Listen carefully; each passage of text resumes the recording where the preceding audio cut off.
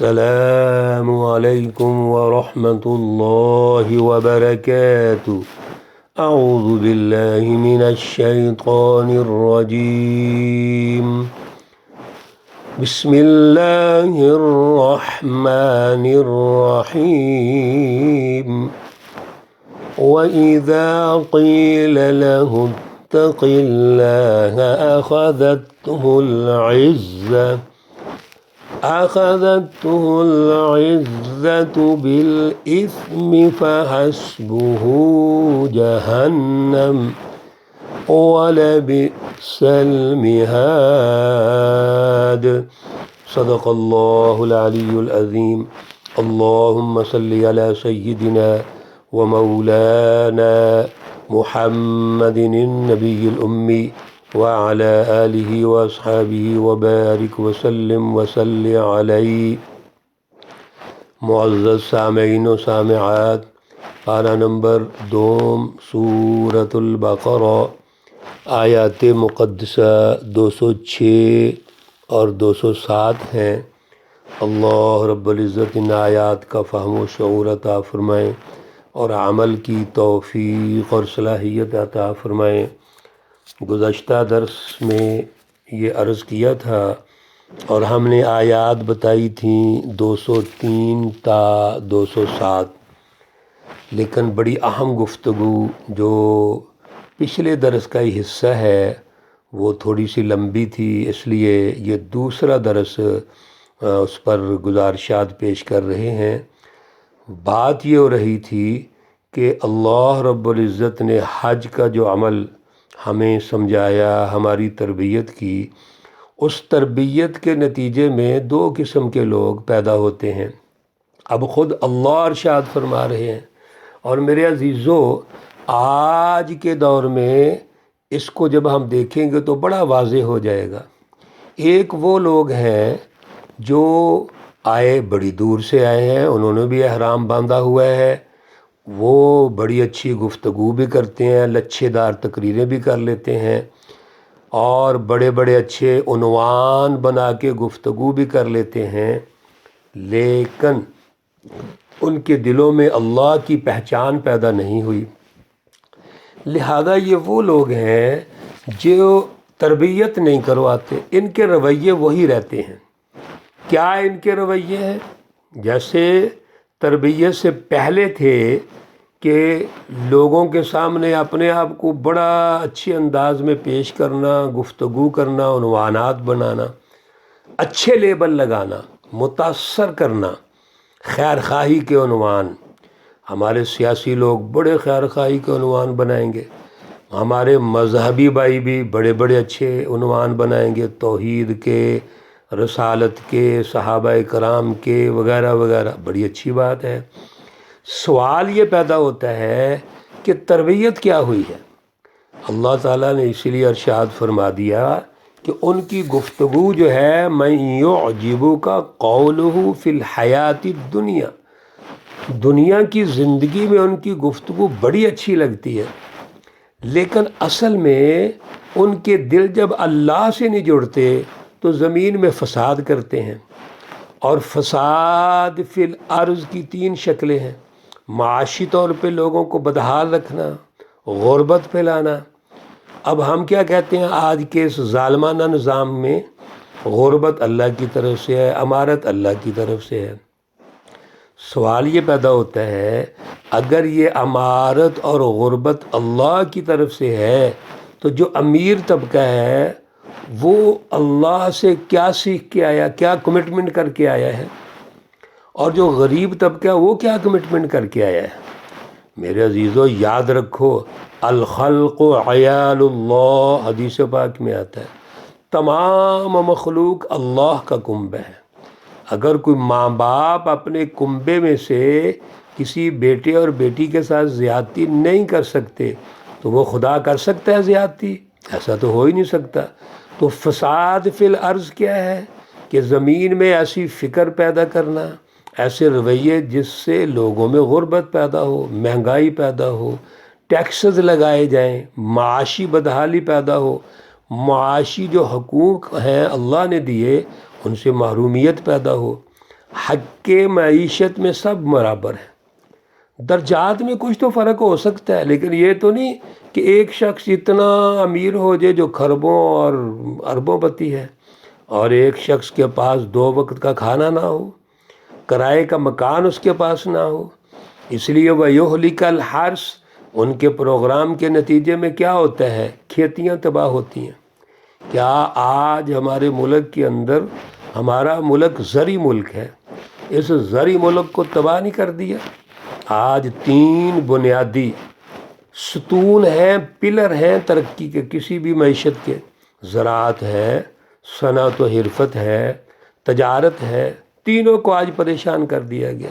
والنسل، اور پھر جانیں ضائع ہوئیں. کتنی جانیں ضائع ہوئیں؟ مذہب کے عنوان سے جانیں ضائع ہوئیں. یہ سیاسی لوگ اور لیبل لگا کر جانیں ضائع کرتے ہیں.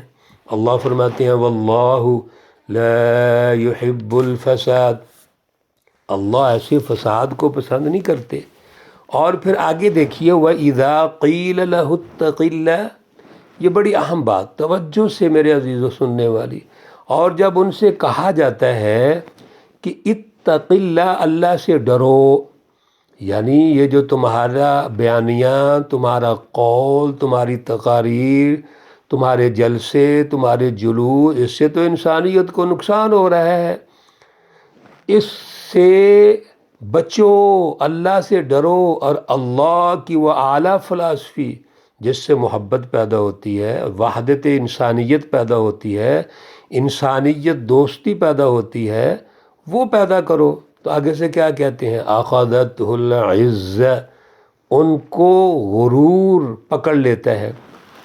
تو آمادہ کرے ان کو غرور، یعنی لوگوں کو بھی وہ کہتے ہیں، اور خود بھی اپنے اندر جو نفس ہے ان کا، وہ کہتا ہے ہم تو بڑا اچھا کام کر رہے ہیں.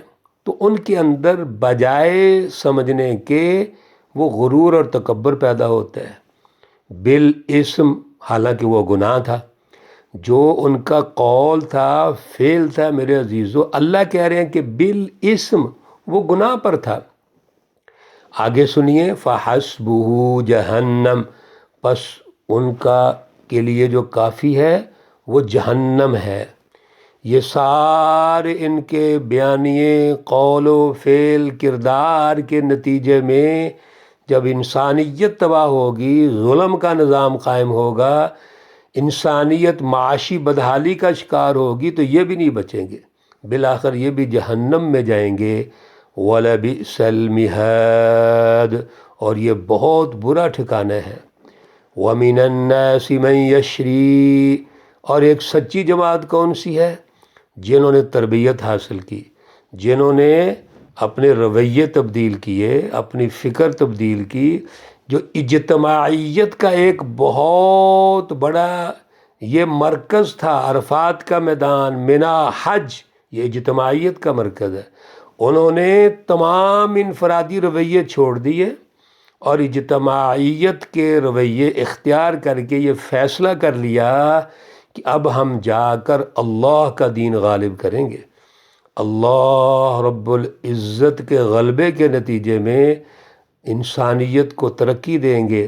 تو وَمِنَ النَّاسِ، لوگوں میں سے، مَن یشری، جس نے بیچا نفسہ، اپنی جان کو، یعنی اپنی ذاتی اغراض، مفاد پرستی، لالچ، خود غرضی، سب کو بیچ دیا، اور نفس پرستی سے نکل کر خدا پرستی میں آ گئے. ابتغاء مرضات اللہ، اللہ کی رضا تلاش کی.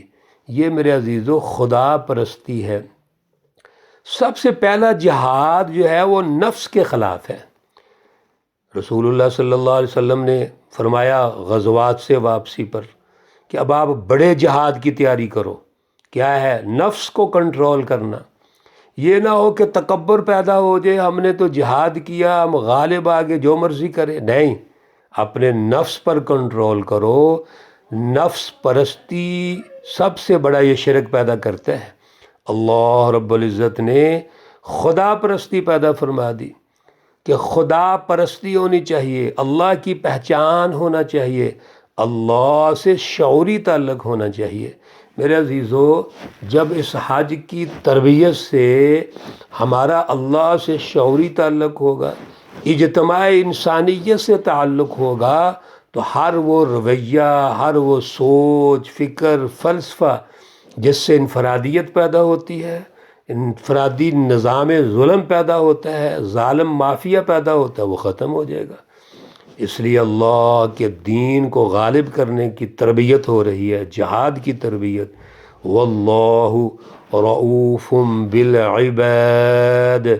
یہ جو سچی جماعت ہے، اگر ان سے کوئی غلطی بھی ہو گئی ہوگی تو اللہ نہایت مہربان ہے اپنے بندوں پر۔ یہ چھوٹی موٹی غلطیاں تو ہوں گی، وہاں پر منا میں، عرفات میں، مزدلفہ میں، طواف زیارت کے وقت آمد و رفت میں کوئی غلطی ہو سکتی ہے، لیکن میرے عزیزو، اللہ اپنے بندوں پر مہربان ہے، یعنی ان کو معاف بھی کرنے والا ہے، ان کو ترقی بھی دینے والا ہے۔ اور جب اللہ کی تربیت ہوگی پیچھے، تو اللہ رب العزت جو ہے وہ اپنے بندوں کی مدد بھی فرمائیں گے۔ اللہ ہمیں اعلیٰ شعور عطا فرمائے، اعلیٰ صلاحیت عطا فرمائے۔ حج کی جو تربیت ہے اس پر توجہ رکھنے کی توفیق اور صلاحیت عطا فرمائے۔ اللہ رب العزت تمام بیماروں کو شفائے کاملہ عاجلہ مستمرہ عطا فرمائے۔